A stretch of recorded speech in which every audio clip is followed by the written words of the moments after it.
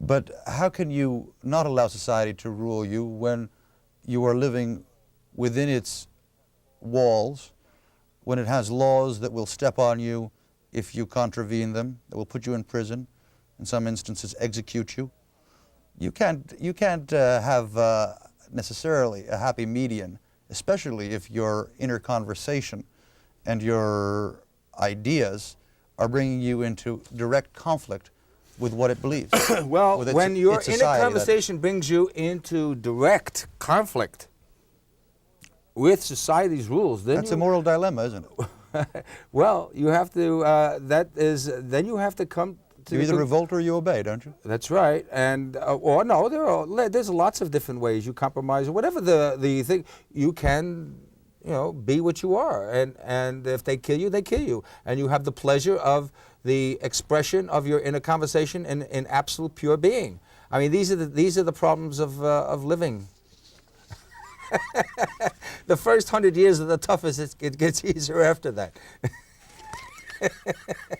Life is hard, then you die, but there is no death. Go ahead. In our previous talk about the earlier version of your ideas, you said it's okay to participate in an illusion if you're conscious that it is an illusion. That's right. Why is that? How can you be participating in a farce knowingly? Is it a game then? What is it? Well, if you're in a conversation wants you to do that, participate in an illusion, with the consciousness that it is an illusion. Give me an example of that. A common example, let's say. Well, we're participating in an illusion right now. Mm-hmm. You're not here. I'm not here. According to your you theory, don't exist. yes. I don't exist. I'm sitting here talking to you. I'm participating in the illusion of our conversation. Okay, because my inner conversation says that I want to do this. I am being right now, George. I'm being the best that I can do right now in this conversation with you. Okay? One of the things that but it is an illusion, and I'm participating in this illusion with the consciousness that it is an illusion. That's an example. This is an illusion. Everything human is an illusion. But why? Humanity is an illusion. If you would look at one basic central point that would be attacked about your thesis, I would think it is this, that simply because of the fact that everything is constantly changing and nothing is, even for a moment, let us say for argument's sake, ever the same, that means that nothing exists. Can something exist as constant change? No, that's a ridiculous thing. I mean, you're going against yourself. How could something exist as constant change is constant change? That's what it means. It never something. There is nothing on this earth that is ever the same at any one moment. Yeah, but there's as many atoms, let's say, surrounding us as there are inside you. Whatever you and I do to those atoms, swish them, crush them, put them in an accelerator, whatever, we're not going to get them to do this conversation. Why is that? Have you ever wondered why is that? Have you ever heard have you ever listened to two atoms talk to each other? No. Or you think they can't talk to each other? They have sex. They do everything you do. But not the way I do it.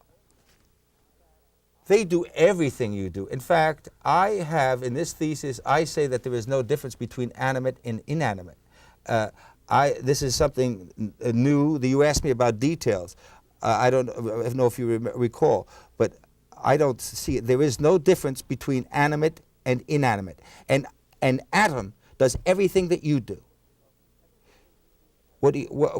Everything that you do, an atom does. It has sex. But not all groupings of atoms they are the communicate. same. Not all. They communicate. Groupings. They have sex. Mm-hmm. They change. Mm-hmm. Everything that you do, you claim that you do, an atom can do and does do. Mm-hmm.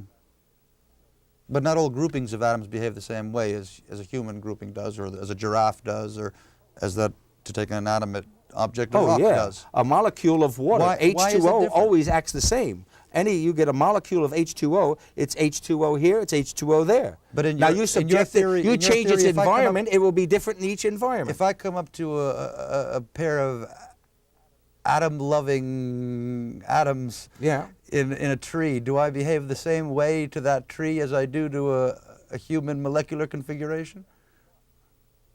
No, I don't. Why? I didn't Because understand the question. If you came up to what? if everything is just atoms, Yeah. an atom, group of atoms in a tree and a group of atoms in your body, if it's just the same, why do we behave differently towards rocks and towards humans? Because you actually were prejudiced by ignorant people to believe that you're different from a rock, that you're different from a tree.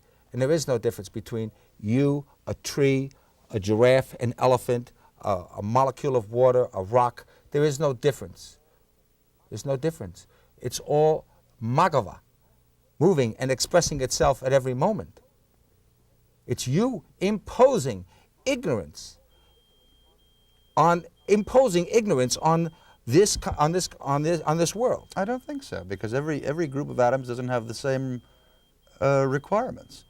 You would throw the dirty bathwater out the window on the 10th floor, but you wouldn't throw a human being out the window because it's not dirt as far as you're concerned. Should you see it as the you same? have a group. You have rules in society It just that doesn't will sound practical. It doesn't sound practical because to the you're average prejudiced person. against a bowl of water. I mean, that's the way you've been brainwashed. Maybe. You've been brainwashed. Maybe if you Or maybe I've been if they taught put to you respect if they put you in an human electric chair life for and throwing a bowl of water out the window, then you wouldn't do it either. Does the phrase respect for human life and dignity mean anything in your system? You should have, or is that a total illusion? You should have respect for you. I think respect is the name of the game. Respect is you should respect, basically, first yourself. If you respect yourself, then that is the fountain of all respect. All respect stems from that. People who don't respect themselves will disrespect everything else. You said that it's okay to participate in illusion as long as you don't deify it. How have we deified illusion, do you think? By saying that reality is only what your senses perceive. In other words, for example, in my opinion, like the Jews in the Old Testament, they made a golden calf, and then they obeyed it. They adored it. Humanity has invented itself and adores itself. The golden calf in modern times is humanity itself. Humanity invented itself because humanity doesn't exist. Humanity is an invention of its own ignorance. Is the golden calf today, you think, humanity Yes. itself? Yes. Or the money and mammon that humanity, in fact, worships? No, humanity is the golden calf, not the money. Humanity is in love with itself. Not really. Oh, yeah. Oh, yeah. Because if it was in love with itself so much, it wouldn't behave towards others of its species in such a disrespectful way. Yeah, because they don't care about those other The only thing creatures. that they really respect, They don't see the the only thing they brotherhood really of their own respect creatures. is the wealth, the money, No. the value. Can't you Well, say that's that? part of it, but the main Because- thing is them and their vision. Christianity claims that God looks like a human being. I mean, this is great. God does not look like a gorilla or a chimpanzee. No, God looks like a human. Of course, He would look like a human because, well, we're so beautiful. A horse is ugly. But humanity is the new golden calf. This is work that's, I think, directly from the Renaissance of Western Europe beginning in the 14th century. The power of that movement lasted until today. The power of 500 years ago, of these guys in Italy and Germany and France and England, 500 years ago, is lasting until today.